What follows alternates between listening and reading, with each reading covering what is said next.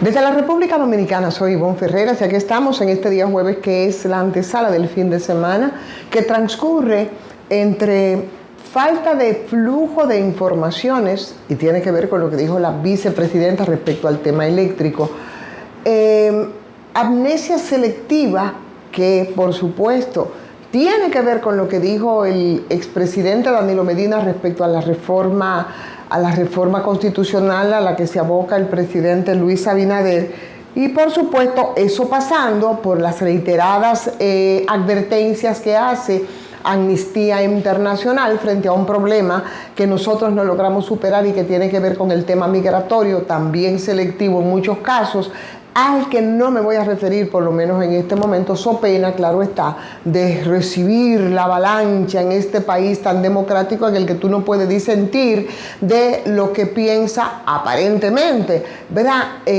La gran masa que yo siento de alguna manera, si no es inducida, por lo menos no quiere ver el tema de contexto y el tema haitiano es uno de ellos. Pero hablando sobre lo dicho por la vicepresidenta Raquel Peña, la bien ponderada vicepresidenta de la República, y eso no es casual evidentemente, instó en esta semana a la población dominicana a pagar la factura eléctrica. Y por supuesto, dentro de la arenga de la vicepresidenta de la República decía que nosotros tenemos que pagar nuestra factura eléctrica, que es un servicio que realmente cuesta, y que le cuesta al Estado Dominicano y sabemos que hay muchas personas que no están pagando según la señora Raquel Peña. Ese llamado, digo yo entonces, de la vicepresidenta, yo creo que ha debido tener un flujo mayor de informaciones respecto a lo que realmente ocurre con el sector eléctrico y con los apagones, que eso sí, las crónicas todos los días nos sirven una realidad que de manera dramática estamos padeciendo todos los dominicanos. No es mentira que en los últimos tiempos nosotros tenemos apagones que son, bueno, a granel por todas partes, con horas muy prolongadas y por supuesto el componente entonces que son las facturas bastante altas las que pueden llegar. Pero para quedarnos en el llamado que hizo la vicepresidenta, que surge, por supuesto, en medio de esta crisis eléctrica en la que nos encontramos o en la que se encuentra el sector eléctrico debido a muchos problemas. Y aquí, cuando yo digo falta de informaciones, para anotar, señora vicepresidenta, esa crisis que tenemos, que no es solo porque personas utilizan el servicio y no pagan, y que eso también tiene una explicación, debió decir ese cuestionadísimo, cuestionados los que dirigen el sector eléctrico, que hay pérdidas de energía de las empresas distribuidoras de electricidad que son las sedes, pero hay un déficit comercial, hay deficiencias en las redes energéticas y eso ha provocado serios apagones, pero hay averías también en los transformadores. En términos numéricos, señora vicepresidenta, las pérdidas de energía que se han acumulado y que registraron distribuidoras como Edenorte, Edesur y Edeeste aumentaron en 7.6%, porque pasaron de 34.6% en el primer semestre, o sea, estamos hablando de enero-junio del 2023, a 37.2%, según cifras oficiales que son emanadas del propio Ministerio de Energía y Minas, y sobre las constantes interrupciones, por supuesto, del servicio eléctrico. Usted ha dicho que sabe que ahora estamos en una ola de calor que es muy fuerte y que eso no es ninguna excusa para que ellos, ¿no?, como autoridades, bueno, pues no estén haciendo lo que tienen que hacer en términos de solución al problema. Y, por supuesto, hablar de este tema, yo creo que se aventura mucho la vicepresidenta de la República en el sentido de que yo no sé si fue solamente lo que destacaron los medios de comunicación, pero también pudo haber sido una reacción a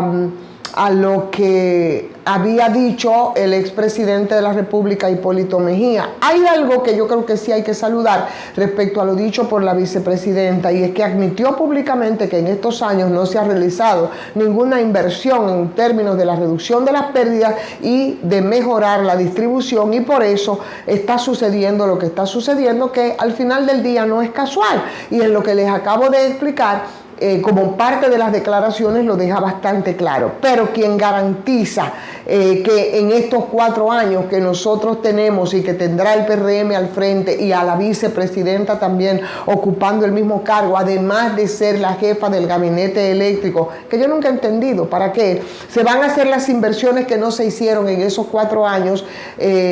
a pesar de que se había prometido que se harían.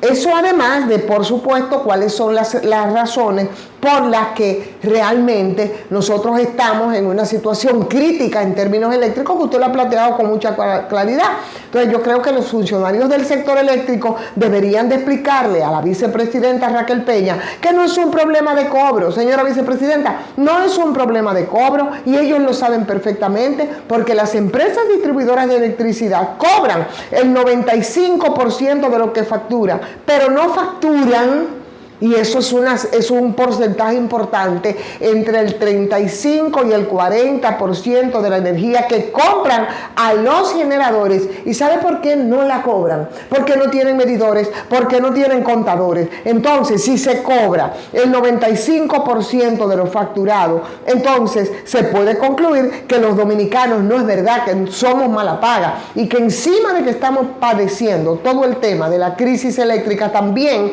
nos van a responsabilizar de la crisis como tal. Es como las mujeres maltratadas, que al final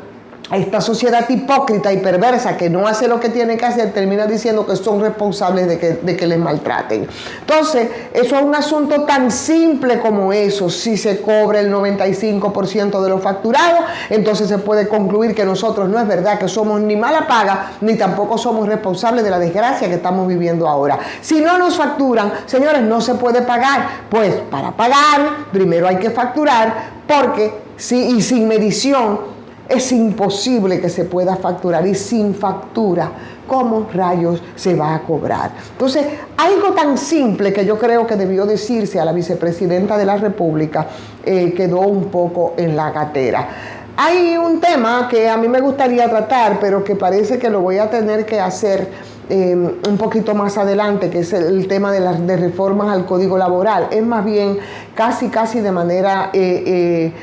informativa, para que la gente pueda entender un poco el contexto, porque ahora se va a discutir mucho sobre esto, sobre todo porque hay un punto que es bastante vulnerable y que tiene que ver con el tema de las trabajadoras domésticas, que siempre va a haber discusión y que siempre han tenido muchas desventajas, por supuesto, respecto a las condiciones en las que ha tenido que trabajar desde siempre. Pero bueno, yo creo que ese tema lo tendremos que ver, y lo vamos a ver con mucha precaución, porque hay muchas conjeturas respecto a eso. Por ejemplo, ¿qué es lo que se ha dicho? Hay una propuesta de reforma laboral de la que no se había vuelto a hablar. Y por supuesto se quedaron muchas dudas y muchas nebulosas respecto a las trabajadoras domésticas, y por eso escuchamos entonces a Rafael Pepe Abreu, que se refirió al caso, que es el presidente de la Confederación Nacional de Unidad Sindical, cuando hacía algunas aclaraciones respecto a este caso, de las que podrían esperar si se aprueba esta reforma que ahora se puso de moda de nuevo. De todas maneras, se van a realizar algunas reuniones que, dicen ellos, están afilando los detalles antes de que esa propuesta llegue a su destino final, que será el Congreso, porque ahí es donde tiene que ir. Lo primero, y le estoy diciendo a partir de algunas intervenciones que ha tenido Pepe Abreu, es que el salario mínimo para las empleadas que te asisten en el hogar, las empleadas domésticas, sería independiente de la alimentación, del alojamiento que se recibe en las viviendas donde trabajan, y esto para que no vayan a hacerse algunas ideas medias locas, ¿verdad?, de fijarle un salario a una empleada doméstica por debajo del mínimo, pensando que porque usted le da comida, porque usted le da una habitación, cuando son empleadas fijas que viven en la vivienda, entonces todo eso queda como parte del paquete. Todavía no se sabe ni se ha establecido, porque es parte de la discusión, cuánto será el salario mínimo, pero Pepe Abreu, y estoy diciendo lo que ha dicho Pepe respecto a las discusiones, él ha mencionado que anteriormente se había hablado de 10,000 pesos y que aunque eso fue anulado por el Tribunal Constitucional, ese monto va a servir quizás como un punto de partida para las discusiones y para ponerse de acuerdo. El salario definitivo lo van a definir entonces el próximo año y eso ya se haría en el marco del Comité Nacional de Salario. Pero hay un tema que es bastante urticante, que es el tema de la cesantía. Y eso le quita la tranquilidad a muchos. La reforma no incluye la cesantía laboral para las trabajadoras domésticas. Pero, según explicaba Pepe,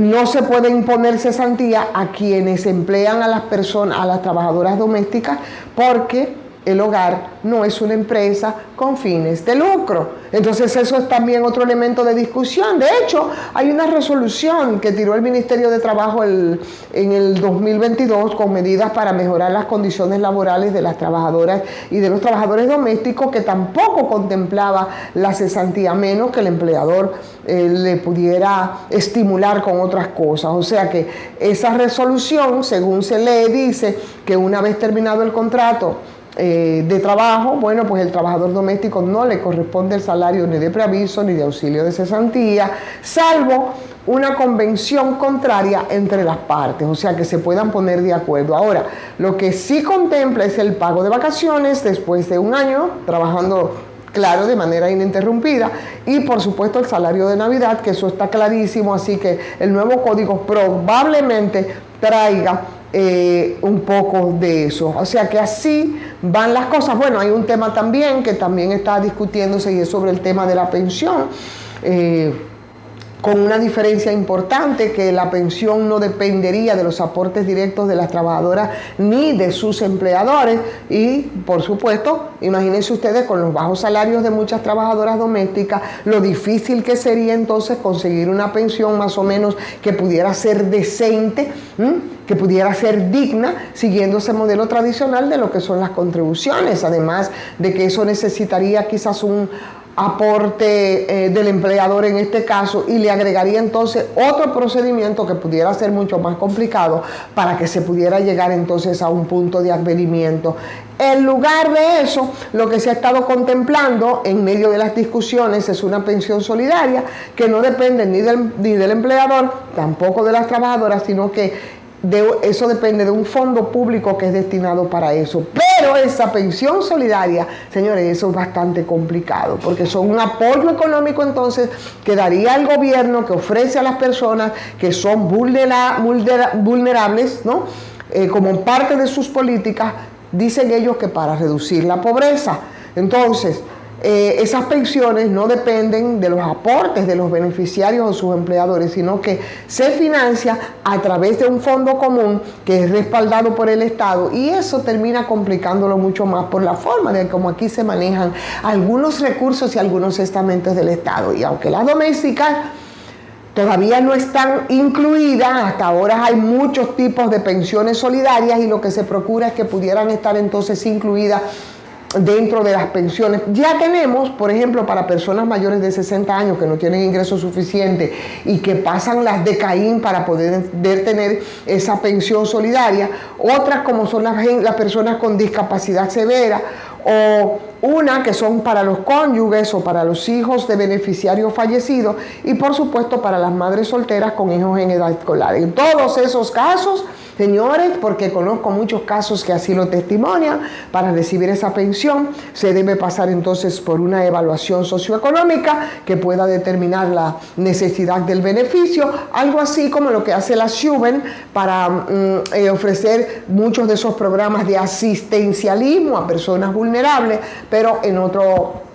con otros escenarios. Eso que bien pudiera salir, señores, de manera natural y normal con ese grupo poblacional bastante vulnerable, a la gente les resulta muy, pero que muy complicado, sobre todo por las debilidades institucionales que nosotros tenemos. De todas maneras, sabemos que respecto a este tema, en términos de la modificación al Código Laboral, se va a hablar mucho, se va a especular mucho, pero está ahí puesto sobre la mesa y esperamos que se pueda llegar a un buen advenimiento,